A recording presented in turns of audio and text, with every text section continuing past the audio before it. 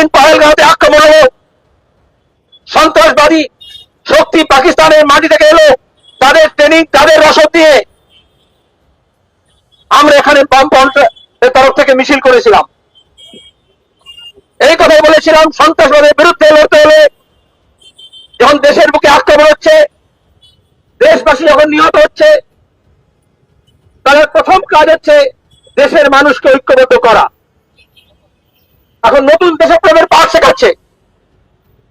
দেশপ্রেম মানে দেশের মানুষ, তার প্রতি ভালোবাসা, এবং সেটা জাত পাত ধর্ম বর্ণ ভাষা প্রদেশ নির্বিশেষে। এখন তো প্রধানমন্ত্রী বলছেন ঐক্যবদ্ধ করে লড়তে হবে।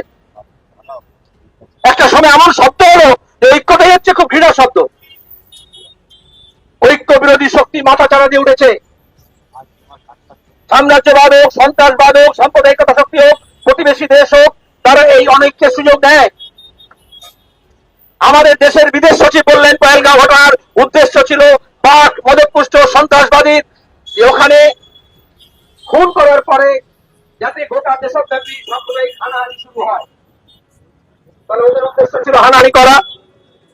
তবে আমাদের রাজ্যে হোক, আমাদের দেশে হোক, নকল দেশপ্রেমে ঝান্ডা করে হোক, ধর্মীয় উন্মাদনা তৈরি করে হোক, হিন্দুত্বের পরিচয় দিয়ে হোক, যারা মানুষকে ভাগ করতে চাইল, তারা কাদের এজেন্ডা নিয়ে যাচ্ছে?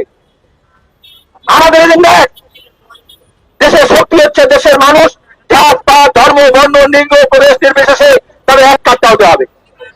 ওই শত্রু আক্রমণ হোক আর দেশের ভেতরে শত্রু হোক, তার বিরুদ্ধে লড়ার এছাড়া অন্য বিকল্প নেই।